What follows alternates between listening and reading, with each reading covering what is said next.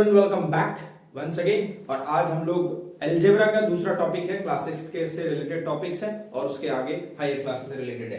Algebra के कुछ HOD questions यानी हायर ऑर्डर थिंकिंग क्वेश्चंस मैंने यहाँ लिखे हुए हैं, जिन क्वेश्चंस को आपको आना ज्यादा जरूरी है। इनके क्वेश्चंस को आने से आपकी जो बेसिक कंसेप्ट है मैथमेटिक्स में अलजेब्रा को लेकर के, वो थोड़ा सा जो फियर फैक्टर मन में है वो कम होगा और आप ज्यादा से ज्यादा चीजें सीख पाएंगे। तो फटाफट शुरू करते हैं, लेट नहीं करते हैं, क्वेश्चंस में कर सकते हैं। सबसे पहले क्वेश्चन है कि find the value of x. हमें इन सब में एक्स की वैल्यू फाइंड करनी है। सबसे पहला क्वेश्चन हमारा है आपका, ये आपका सेकेंड वीडियो है अलजेब्रा। हमारा सबसे पहला क्वेश्चन है आपका 7x + 4 = 25। हमें इसमें वैल्यू फाइंड करनी है, x की वैल्यू फाइंड करनी है। फाइंड यहां पर x फाइंड करना है हमें। अब सबसे पहले हम इस क्वेश्चन में कैसे समझेंगे, क्या चीजें समझेंगे, देखिए ध्यान से जरा चीजों को। ये कांस्टेंट और ये वेरिएबल है, जब ये दोनों मिलते हैं तो ये एक कम्युनिटी के बन जाते हैं। तो कांस्टेंट और वेरिएबल मिल गए, एक कम्युनिटी का बन गया आपका। जरा 4 को देखिए, क्या यहाँ पे कोई भी वेरिएबल है? सर नहीं है, बिल्कुल अच्छी बात है, नहीं है। 25 में कोई वेरिएबल है? नहीं है। इसका मतलब ये हुआ कि ये और ये दोनों एक कम्युनिटी के हो गए। अब जब दोनों एक कम्युनिटी के हो गए तो सेम कम्युनिटी वाले तो एक ही जगह रहेंगे ना। अब थोड़ी है कि पाकिस्तान के लोग इंडिया में आ गए तो हमेशा आप उनके साथ रहेंगे, वो नहीं, एक टाइम तो उनको वापस जाना पड़ेगा। तो वैसे ही यहाँ पे देख लो, यहाँ पे भी एक साथ आ गए थे लेकिन इन्हें वापस जाना पड़ेगा। तो 7x = 25। अब जरा इस कंसेप्ट को ध्यान से समझिएगा आप। ये 4 है आपका, जब ये प्लस में है, इक्वल टू उधर जाता है तो साइन चेंज हो जाता है और वो बन जाता है माइनस में। इस बात को याद रखिएगा, जब भी प्लस में हो और इक्वल टू उधर जाए तो उसका साइन चेंज हो जाता है और बन जाता है माइनस में।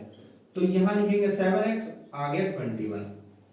ठीक है, अब क्या करें सर, यहाँ पे हमें सिर्फ x चाहिए, x के साथ कुछ भी नहीं चाहिए, तो हम x को लिख लेंगे 21। अभी इस 7 को सर कहां भेजे? तो आप मुझे एक बात बताओ, जब मैंने बताया था 7 और x एक दूसरे के साथ क्या होते हैं, तो बोलेंगे सर मल्टीप्लाई होते हैं। जब 7 और x एक दूसरे के साथ मल्टीप्लाई होते हैं तो इसका फिर वही कंसेप्ट याद रखिएगा कि जब भी मल्टीप्लाई होते हैं और इक्वल टू उधर शिफ्ट होते हैं तो बन जाता है डिवाइड। ये बात याद रखिएगा, जब भी आपका वेरिएबल और कांस्टेंट दोनों मल्टीप्लाई होते हैं और वो इक्वल टू के दूसरे तरफ जाते हैं तो वो बन जाता है आपका डिवाइड।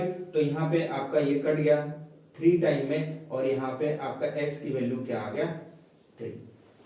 उम्मीद करता हूं यहाँ पे ये बात आपको समझ में आया होगा। अब फिलहाल अगला क्वेश्चन हम लोग देख लेते हैं कि क्या है हमारा अगला क्वेश्चन। बोलता है 3x + 7, कहता है 3x + 7 = -20। ठीक है, 3x + 7 = -20। तो 3x + 7 -20। अब जरा एक चीज फिर वही दिलाऊंगा कि ये कांस्टेंट, ये वेरिएबल, ये एक कम्युनिटी का हो गया, ये 7 और ये 20 ये एक कम्युनिटी का होगा। क्यों? क्योंकि इनमें वेरिएबल नहीं है, तो इसको हम इधर ले आ लेंगे। तो 3x = -20, प्लस में इधर आके क्या बन जाएगा? माइनस। तो ये हो गया माइनस का 27, 3x हो गया। अब हम यहाँ पे क्या करेंगे, तो यहाँ हम करेंगे सर x को अकेला -27, ये 3x दोनों एक दूसरे के साथ मल्टीप्लाई होते हैं, ये इधर शिफ्ट हो जाएगा, ये आ जाएगा 3 यहाँ पे और ये कट जाएगा आपका 9 टाइम में। तो x = 9 और यहाँ पे साइन माइनस है तो माइनस का आ जाएगा। तो इन सब चीजों को आपको ध्यान रखना पड़ेगा कि कौन से क्वेश्चन में कहां हमें बनाना है और क्या बनाना है, कैसे बनाना है। तीसरा क्वेश्चन देखते हैं, 2p + 8 = 18। 2p + 8 = 18। इस क्वेश्चन को सॉल्व करना है, बड़ा ही इजी और आसान सा ट्रिक है क्वेश्चन को सॉल्व करने का। तो 2p फिर सिंपल सा, ये वेरिएबल है, ये कांस्टेंट है, दोनों एक दूसरे के साथ मल्टीप्लाई है, इसमें हम कोई छेड़खानी नहीं कर सकते हैं। ये आपका कांस्टेंट, ये कांस्टेंट, इसको हम इधर लेकर आएंगे। तो 2p 18 ये इधर आएगा तो ये बन जाएगा -8। ठीक है, तो 2p 10 18 में से 8 जाएगा तो आ गया 10। तो p = क्या हो गया 10 और ये 2 मल्टीप्लाई में है, यहाँ पे यहाँ आके बन जाएगा डिवाइड। ठीक है, आप नहीं लिखना है, बस याद दिलाने के लिए बार बार 5। तो p की वैल्यू क्या आ गई हमारी यहाँ पे? ठीक है, अब उम्मीद करता हूं यहां तक आपको बात जो है समझ में आया होगा, जो सारी चीजें मैंने आपको बताने की कोशिश की है। अब चलते हैं जरा अगले क्वेश्चन पर, अगले टॉपिक के पर। जरा उन क्वेश्चन को आप ध्यान से देखिए, वो वर्ड प्रॉब्लम रिलेटेड कुछ क्वेश्चंस हैं जिसे आपको समझना ज्यादा से ज्यादा जरूरी है, क्योंकि बच्चे वर्ड प्रॉब्लम देखने के साथ ही ना वो ऐसे डरने से लगते हैं। तो आपको डरना नहीं है, क्योंकि हम आपके साथ हैं।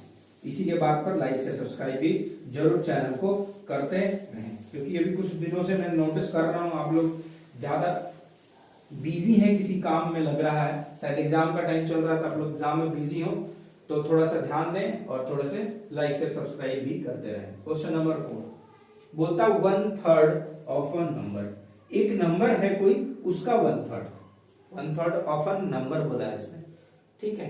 एडेड टू इटसेल्फ, अच्छा किसी नंबर का हम 1/3 करते हैं, ठीक है, और उसी को खुद ही में ऐड कर देते हैं, तो वो देता है 8। तो सबसे पहले हम स्टेटमेंट बनाते हैं, यहां मानते हैं कि नंबर कौन सा है, लेट नंबर बी एक्स, हमने एक्स मान लिया। अब बोलता 1/3 ऑफ अ नंबर, तो नंबर का 1/3, तो 1/3 of a number added to itself, added means plus to itself, itself means खुद में ऐड हो रहा है, तो एक्स में ऐड हो रहा है, तो गिव्स 8, क्या दे रहा है 8, बस बन गया स्टेटमेंट। यहां से अब सर इस क्वेश्चन को कैसे सॉल्व करेंगे, देखो अब यहाँ इसके नीचे कुछ भी नहीं तो 1 है, आप एलसीएम ले लोगे 3 और 1 का 3, तो यहाँ आ जाएगा 3 से इसको हम डिवाइड करेंगे तो 3 मतलब 1, और यहाँ पे आ जाएगा 1, किए तो 3 और ये मल्टीप्लाई किए तो ये हो गया 3x इक्वल टू 8। अब इस 3 को देखो, मैंने बताया था कि ये जो 3 है इधर शिफ्ट करेंगे, क्यों, क्योंकि यहाँ पे मल्टीप्लाई डिवाइड में इधर आके मल्टीप्लाई बन जाएगा, और ये x और x बिरादरी सेम है, तो यहाँ 3 बार और यहाँ 1 बार, तो ये कितना हो गया 4x, और ये 3 इधर शिफ्ट हो गया, तो 8 इंटू 3, ठीक है। यहाँ तक बात आपको समझ में आया होगा। पहले हमने एलसीएम लिया, एलसीएम लेने के बाद एलसीएम जो सॉल्व करते हैं, एक्स से कोई मतलब नहीं है हमें, एक्स जहां है वहां हमें लिखना ही लिखना है, ठीक है। हमने इस 3 से इस 3 को डिवाइड किया, 1 और 1 को हमने इसमें मल्टीप्लाई किया, तो 1 को 1 में मल्टीप्लाई करोगे तो 1 ही आएगा, ठीक है। चलिए अब क्या करेंगे हम, तो हमें x की वैल्यू चाहिए थी यहाँ पे, तो x को रख लेंगे, तो 8 इंटू 3, देखो मैंने मल्टीप्लाई नहीं किया यहाँ पे, क्यों नहीं किया अभी आपको समझ में आ जाएगा, ठीक है। और इस तरीके से आप भी मल्टीप्लाई नहीं करेंगे, क्योंकि क्वेश्चन जो है लेंथी नहीं खींचना है, आसान बनाना है और जल्दी होना चाहिए। ये 4 यहाँ मल्टीप्लाई में है, इधर आके क्या बन जाएगा सर, डिवाइड बन जाएगा, तो ये 4 के टेबल से कटता है क्या, कट गया, ठीक है। तो 3 2 6, x की वैल्यू यहाँ पे आ गई हमारी 6। उम्मीद करता हूँ ये क्वेश्चन जो है पॉइंट जो है आपको यहाँ पे समझ में आया होगा। अब अगला क्वेश्चन देखते हैं, इसमें चेक करना है हमें, क्वेश्चन नंबर 5 देख लीजिए। बोलता है कि x इक्वल टू 5, x की वैल्यू यहाँ पे दे रखा है 5, is the solution of the equation, क्या पूछ रहा है कि क्या ये सॉल्यूशन है, is the solution of the equation, ये जो इक्वेशन दिया हुआ है, ये शब्द जो इक्वेशन दिया हुआ है, क्या इस इक्वेशन का वो जो सॉल्यूशन है 5, तो कैसे करेंगे चेक। अब हम करते हैं 3x प्लस 2 इक्वल टू 20, ठीक है, और हमें x की वैल्यू दे रखी है, चेक करना है। तो देखो इक्वल टू के इधर और इक्वल टू के इधर, तो इक्वल टू के इधर वाले को हम लोग कहते हैं LHS, और इक्वल टू के उधर वाले को हम लोग कहते हैं RHS। इक्वल टू के उधर क्या लिखा हुआ है आपका, तो 20 लिखा हुआ है, 20, इधर क्या लिखा हुआ है 3x प्लस 2, x की वैल्यू कितनी आई है, दिया है 5, तो 3 मल्टीप्लाई 5, क्योंकि ये मल्टीप्लाई होता है प्लस 2, तो 3 5 15 प्लस 2, ये कितना आ गया आपका यहाँ पे 70, ठीक है। थोड़ा ऊपर कर देना यहाँ पे मैं, तो 3 इंटू 5 प्लस 2, तो ये आ गया 15 प्लस 2, यानी ये आ गया 70, आ गया 70। तो क्या ये 17 20 के बराबर है, तो आप बोलेंगे नहीं, तो इसका सॉल्यूशन है, इसका आंसर क्या बोलेंगे आप, no it is not the solution, ठीक। चलिए अब चलते हैं अगले क्वेश्चन नंबर आपके 6 में चलते हैं। देखो मैंने सभी तरीके के क्वेश्चंस टच करने की कोशिश की है, सभी तरीके के पॉइंट्स मैंने रखे हैं क्वेश्चंस में, तो इसलिए आप इन सब चीजों को भी ध्यान से आप समझेंगे। क्वेश्चन नंबर 6 फिर पूछता है यहाँ पे a equal to 3 is the solution of the equation इतना, तो a की वैल्यू दे रखी है 3, और पूछता है कि क्या ये सॉल्यूशन है, तो 2a माइनस 1 इक्वल टू 5, तो हम करेंगे यहाँ पे LHS, फिर यहाँ हम करेंगे RHS, ठीक है, LHS और RHS। 2a माइनस 1 और यहाँ पे 5 इक्वल टू के इधर वाले को RHS इक्वल टू के इधर वाले को LHS बोलते हैं। तो 2a मल्टीप्लाई है तो 2 into 3 minus 1 तो 3 2 जा 6 minus 1 ये क्या आ गया 5 तो इक्वल है। इसका आंसर क्या बोलेंगे हम yes। बहुत ही इजी बहुत ही सिंपल तरीके से मैं आपको समझा रहा हूं, ठीक है। इतना आसान तरीका आपको शायद ही कहीं मिलेगा, ठीक है। अब क्वेश्चन नंबर 7 देखिए, कहता what is the area, area पूछ दिया। किसका एरिया पूछ रहा है? स्क्वायर का। तो एरिया ऑफ स्क्वायर क्या होता है?